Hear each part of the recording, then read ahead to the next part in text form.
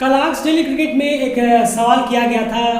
एक सवाल था जो कि दो यूजर्स के तरफ से था, जो हमने कहा था कि जिसका वीडियो है आपके सामने सुबह हम प्रेजेंट करेंगे, क्योंकि उसमें काफ़ी डिटेल में बताने की ज़रूरत थी। तो वीडियो आपके सामने लेकर हम हाजिर हैं। राजन ढक्कल और दीपेश दहल, जहाँ इन दोनों का एक क्वेश्चन था कि किस तरह से नेपाल की जो बैटिंग है वो इम्प्रूव हो सकती है, क्या स्ट्रैटेजी बैट्समैन को अपनानी चाहिए या फिर कोच को अपनानी चाहिए बैटर्स को लेकर, तो फिर नेपाल की बैटिंग जिससे इम्प्रूव हो सके। तो हालिया की जो सीरीज़ है वो होनी है स्कॉटलैंड में। तो सबसे इंपॉर्टेंट बात यह रहती है कि स्कॉटलैंड में किस तरह से बैटिंग इंप्रूवमेंट टीम का रहे, क्या स्ट्रैटेजी रहे कि कहीं ना कहीं बैट्समैन जो है वो स्कोर करके दे सके बॉलर्स को, ताकि उनके पास कुछ और डिफेंड करने के लिए अच्छी बैटिंग हो सके। तो सबसे पहले तो आपको ये बताना चाहेंगे कि इसके लिए बहुत देरी हो चुकी है।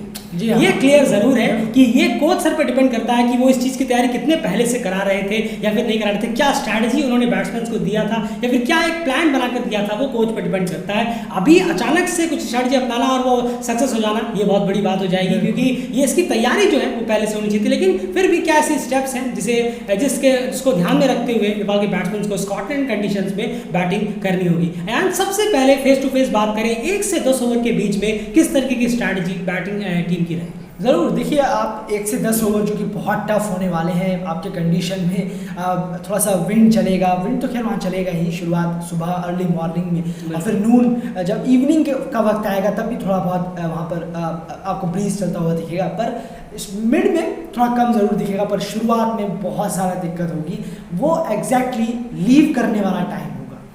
आप जितना लीव करेंगे उतना ज़्यादा बेहतर होगा। जितना ज़्यादा आपको खिलाया जाएगा चौथे स्टंप पर, वो ज़बरदस्ती खिलाने की कोशिश होगी और वहाँ पर ट्राई किया जाएगा कि आपको फंसाया जाए। और मोस्टली जो पहली बार जाते हैं, कोई नया उस कंडीशन में जाता है, तो ऐसा होता ही नहीं है कि वो फंसे ना, वो फंसी जाते हैं और अपना विकेट दे के आते हैं। पर अब देखना है कि इससे जो टॉप 3 या टॉप 4 बैट्समैन हैं नेपाल के, वो कैसे टैकल करते हैं। पर इलाज तो यही नज़र आता है कि उसको लीव करें शुरू के 10 ओवर। बिल्कुल, तो कहीं ना कहीं बाहर जाती हुई बॉलों को आपको लीव करना ही होगा, चाहे स्कोर टीम का कितना भी कम रहे। शुरू के 10 ओवर में आपको लीव के लिए ही जाना है। ज़्यादा एग्रेसिव होंगे तो अपना विकेट गंवाएंगे, ज़्यादा डिफेंसिव होंगे तो भी आपको दिक्कत होने वाली है। लेकिन शुरू के 10 ओवर में आपको लीव करना है, इसका ध्यान रखना जरूरी है, जो कि बहुत टफ होगा। और यही एक तरीका भी है, अगर आपने 10 ओवर सक्सेसफुली लीव कर लिए बॉल्स को, तो उसके बाद आप उस कंडीशंस का और उस पिच का, बॉलर्स का फायदा उठा सकते हैं। लेकिन शुरू के 10 ओवर यही एक तोड़ है कि आपको लीव करना है। और कभी कभी ऐसा होता है कि आपको लगेगा कि वाह क्या शानदार कवर ड्राइव वाली बॉल आई है, मैं इसमें हिट करता हूँ, और आप हिट कर भी देंगे, वो चौका चला भी जाएगा। बिल्कुल। लेकिन यकीन मानिए वो बॉलर्स की तरफ से एक ट्रैप होता है, जिसमें आप अगले ही बॉल में फंसते हुए नजर आएंगे। क्योंकि बॉलर्स कभी कभी परोसते हैं, ऐसे कहते नहीं है कि शेर को पकड़ने के लिए कभी उनके सामने डालना पड़ता है, कभी ना कभी चारा या फिर कुछ भी हो। लेकिन यही चीज़ है, वो चौका खाएंगे जरूर, लेकिन उन्हें लगेगा कि चलिए ये मेरी जाल में अब लगता है धीरे धीरे फंसने वाले हैं। वो अगली 2-3 बॉल भी वही रखेंगे, आपको लगेगा अरे तो फिर वही बॉल है, लेकिन वो ऐसी बॉल होगी नहीं, वो थोड़ी सी मूवमेंट होगी और सीधा स्लिप में कैच जाएगा। एक चीज़ यहाँ पर और करी जा सकती है टीम की तरफ से, स्लिप्स डेफिनेटली होंगे। जैसे कि हम कह रहे हैं कि चौथे स्टंप में जब शुरुआत में इतनी हेल्प मिलेगी, तो डेफिनेटली है कि वहाँ पर 2 स्लिप या फिर 3 स्लिप आपको देखने को मिल सकते हैं शुरुआती फेसेस में। तो उस स्लिप में कैच कैरी ना हो, उसके लिए क्या स्ट्रैटेजी बैट्समैन अपनाए, खास करके ओपनर्स और बनना हो। ज़रूर देखिए, ये बहुत ज़्यादा देखा जाता है कि अगर आप अपने बैट को थोड़ा सा हल्की तरह से होल्ड करें, सॉफ्ट हैंड जिसे कहते हैं, सॉफ्ट हैंड से अगर बैट को होल्ड करेंगे, कैरी करेंगे, तो जो एजेस हैं वो पहले ही गिरने के ज़्यादा चांसेस हो जाएंगे। तो अगर आप ज़्यादा तेज मारेंगे, ज़्यादा टाइट हैंड से पकड़ेंगे, तो ऑब्वियसली है आप स्पिनर पे भी आप एज दे सकते हैं सीधा हाथों में। लेकिन बहुत जब सॉफ्ट हैंड होता है तो बहुत मुश्किल से वो पहुंचता है स्लिप तक। तो ये चीज़ काम आ सकती है शुरू के 10 ओवर में, अगर बैट्समैन ये ऐसा करते हैं। बिल्कुल, तो कहीं ना कहीं सॉफ्ट हैंड अगर आप रखें, हल्के हाथों से बैट को पकड़ें, तो कहीं ना कहीं अगर आपका एज आता भी है तो वो स्लिप तक कैरी नहीं करेगा। बहुत ही रेयर इंस्टेंट्स पे वो कैरी करती है। अगर स्लिप्स आगे आए तो, और आगे आने पे कैच छूटने के चांसेस भी बहुत होंगे अगर बॉल की स्पीड जो है वो ज़्यादा होती है। तो कहीं ना कहीं ये एक बहुत बड़ा कारगर साबित हो सकता है कि आप स्लिप से बचने के लिए अपने बैट को जो है वो थोड़ा हल्का हाथ से पकड़ें, सॉफ्ट हैंडल से पकड़ें। ये बहुत इंपॉर्टेंट हो जाता है, खास करके शुरू के जो 10-15 ओवर के फेसेस हैं, ये इंपॉर्टेंट हो जाता है। इस तरह की बैटिंग स्ट्रैटेजी कहीं ना कहीं नेपाल की वो बैट्समैन को अपनानी होगी। बहुत बहुत टफ होगा लीव करना, लेकिन करना होगा, क्योंकि अगर आपको टेम्परामेंट, अगर आप इस कंडीशंस पे आपको रन्स करने हैं, मैच को जीतना है, टीम के लिए बेहतर करना है, तो आपको टेम्परामेंट अव्वल लेवल का दिखाना होगा, तभी आप इन मैचेस को जीत सकते हैं, कंडीशंस में पार पा सकते हैं। उसके बाद 11 से 40 ओवर की फेज की बात करें, इस फेज को किस तरह से टैकल करना होगा, रन रेट क्या रखना होगा और किस तरीके की बैटिंग अप्रोच यहाँ पर होनी चाहिए, क्योंकि यहाँ पर जो फर्स्ट हैंड बॉलर्स हैं वो रेस्टिंग मोड पे जाएंगे और सेकंड हैंड और थर्ड हैंड बॉलर्स यहाँ पर एक्टिव होंगे। बिल्कुल, देखिए यहाँ पर आप ये जो फेस है ऑब्वियसली ये थोड़ा इजी हो जाएगा बैट्समैन लोगों के लिए। सन अगर निकलेगा तो सन अगर निकलता है, जो कि बहुत उम्मीद है, इसको कोई दिक्कत नहीं है, सन आएगा और यहाँ पर पिच पे थोड़ी मदद ज़रूर मिलेगी, वहाँ पर थोड़े से रन ज़रूर निकलेंगे। आप रन बनाने के लिए जा सकते हैं, किसी एक बॉलर को स्पेसिफिक को आपको टारगेट करना होगा कि हाँ मुझे इस पर रन बनाना है, क्योंकि वो स्ट्राइक बॉलर नहीं है, वो अब आपके स्पिनर्स आ गए हैं और आपके थर्ड पेसर आ गए हैं उस टीम के, तो फिर वहाँ से आपको रन्स निकालने की सोचना होगा। वो जो मूवमेंट है 25-30 ओवर का, वो बहुत क्रूशियल है कि रन्स आप कितने निकालते हैं, कितनी रन रेट से आप रन बना रहे हैं, ये वो फेस आ जाता है। इसमें ज़्यादा दिक्कत आनी नहीं चाहिए जो बैट्समैन सामने बैटिंग करें। बिल्कुल, तो कहीं ना कहीं इस फेस में 3 से 4 के बीच में अगर आप रन रेट लेकर चले तो बहुत बेहतर होगा। जी हाँ, कंडीशंस भी आपको देखनी है, बॉलर्स भी आपको देखने हैं, टीम भी आपको देखनी है, इसीलिए यहाँ पर अगर आप 3 से 4 के बीच में लेकर चले तो बहुत बेहतर होगा। और एक सबसे इंपॉर्टेंट चीज़ वो है किसी एक बॉलर को पहले से ही माइंड में टारगेट करके आना। क्या कहते हैं? नहीं, ज़रूर, देखिए बिल्कुल सही कह रहे हैं आप, क्योंकि आप बड़ी टीमें हैं और तो प्लान्स भी उसके खिलाफ जो होते हैं चेंज करना पड़ता है। एक स्पेसिफिक को अगर आप टारगेट करेंगे तो इससे क्या होगा, वो औरों को बॉलिंग देना शुरू कर देंगे। जी हाँ, और औरों को बॉलिंग देंगे तो इसका मतलब वो उनके प्लान में नहीं था, वो आपने चेंज करवा दिया, तो इससे उनको दिक्कत शुरू हुई और आपको और रन्स मिलेंगे। तो हम यहाँ जो कह रहे हैं 3-4 ये पहुँच जाएगा 5 बीच में। ऐसा नहीं कि पूरे 30 ओवर में 5-5 के हिसाब से नहीं, जब आप मारेंगे किसी बॉलर्स को, रन निकालेंगे उनके ओवर पे, तभी ऐसा होगा। नहीं निकाल पाएंगे तो ऑब्वियसली है वो अपने सिमिलर 5 या 6 बॉलर से ही बॉलिंग कराएंगे पूरे 50 ओवर। बिल्कुल, तो यहाँ पर कहीं ना कहीं आपको पहले से ही माइंड में रखना है कि मुझे हमें किस बॉलर को टारगेट करना है, और वो दोनों ही प्लेयर को पता होना चाहिए, स्ट्राइकर और नॉन स्ट्राइकर एंड पे। खास करके जो शुरू के 5-6 बैट्समैन हैं उनकी बात कर रहा हूँ, जो लोग मिड फेज पे जिनके ऊपर जिम्मेदारी रहने वाली है। यहाँ पर मैं बात करूँ अगर आसिफ और आरिफ तक खास करके, तो कहीं ना कहीं एक बॉलर को टारगेट अगर करके चलते हैं तो डेफिनेटली उनका जो प्लान है वो पूरी तरह से बिगड़ेगा। वो अपने 5वें या 6ठे बॉलर का इस्तेमाल करने की कोशिश करेंगे, वहां पर आपको एक और मौका मिलेगा किसी पार्ट टाइम के खिलाफ अच्छे खासे स्कोर करने का। तो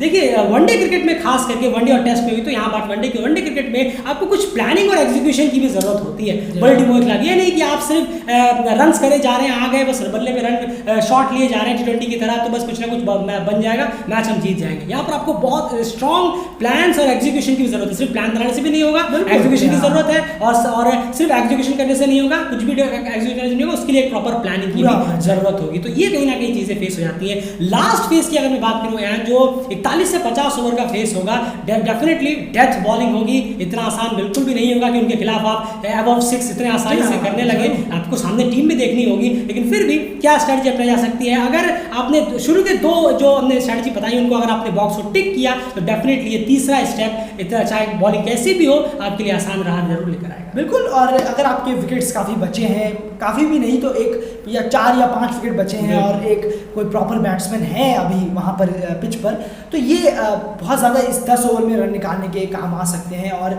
आपको यहाँ पर रन्स करने की कोशिश करनी होगी। 41 to 50 ओवर जब शुरू होगा तो वहाँ पर रन्स बनाने की कोशिश करनी होगी, और एक जो बैट्समैन है उनको डेथ ओवर तक जाना होगा, यानी कि 47 से 50 ओवर का जो डेथ ओवर होता है वहाँ तक एक बैट्समैन जाए तो बेहतर होगा।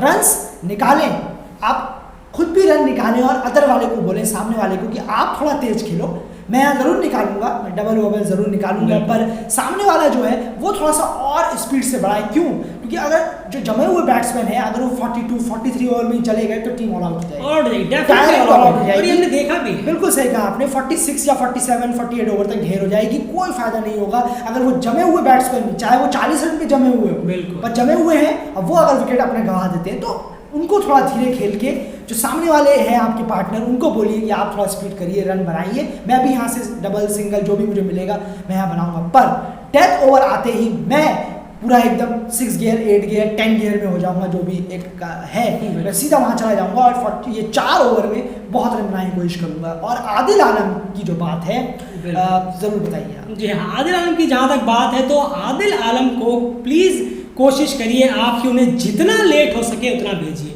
अगर जाहिर सी बात है प्लेयर ही नहीं बचे हैं और सब बरहाल में विकेट गिर गए तो आदिल आलम तो पहले आ जाएंगे, लेकिन अगर आपके पास विकेट बचे हुए हैं तो आप कोशिश करें कि 47 ओवर के बाद उन्हें भेजने की कोशिश करें।